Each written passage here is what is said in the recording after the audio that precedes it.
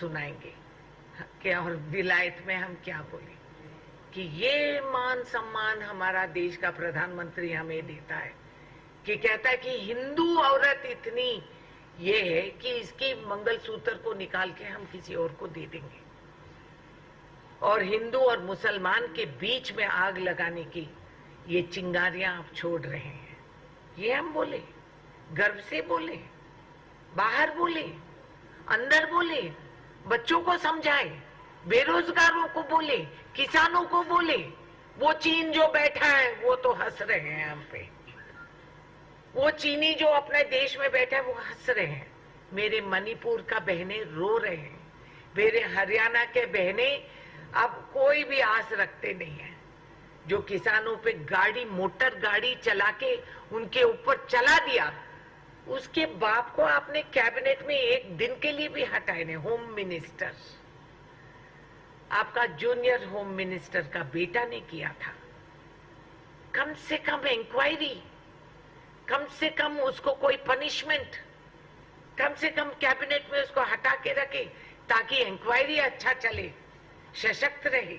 नहीं, नहीं ना, आपके लोग गलतियां करते रहते हैं और आप तो गाना गाते रहते हैं, कपड़े बदलते रहते हैं, डायलॉग सुनाते रहते हैं, होता कुछ नहीं।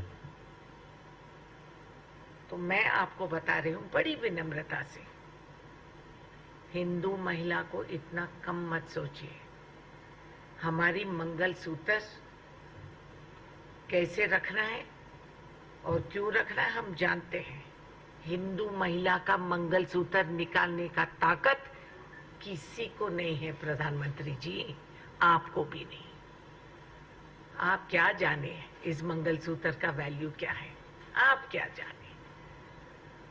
कभी देखें, कभी सुने हैं कईयों का मंगलसूत्र गले में फांसी का फंदा भी हो जाता है, एक बेचारी औरत भुगत रही है।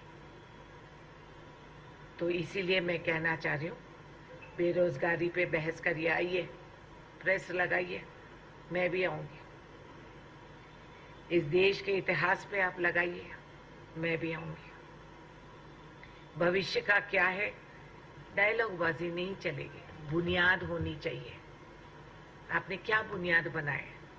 आपने इतने बिजनेसमैन का लोन क्यों वेव करे हैं? हमें समझाइए ना, हमें समझाइए। ये बिजनेस वाली सरकार गरीबों के बारे में सोचती नहीं है। कहते हैं कि गरीबी हमने इतना हटा दी है, मगर दूसरा मंत्रालय क्या कह रही है कि इतने गरीबों को हमने खाना बांट रहे हैं, हम राशन दे रहे हैं। तो ये इसमें दोनों में तालमेल होता नहीं है। खैर, कोई मुसलमान भाई हमारा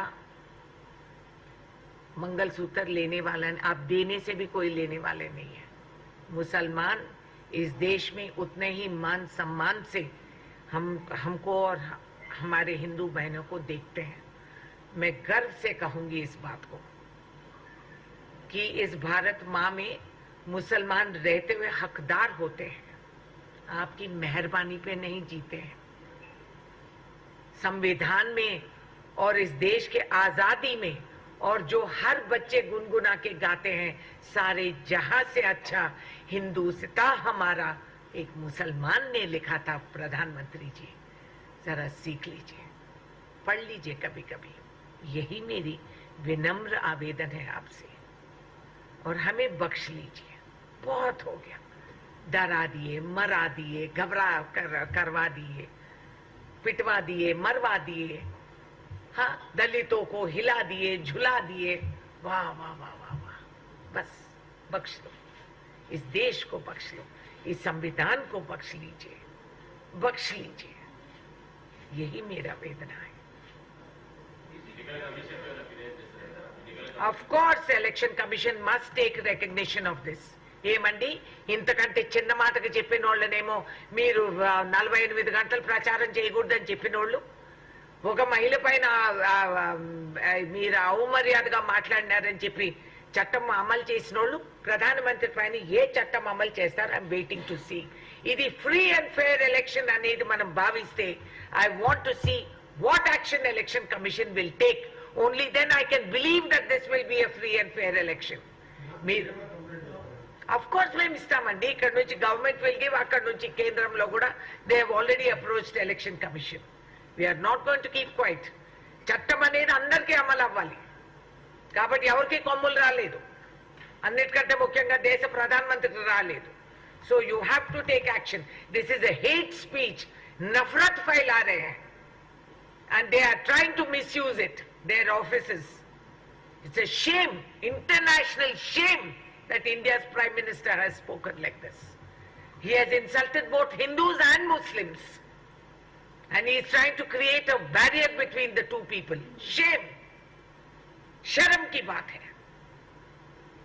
Madam, the DRS is saying that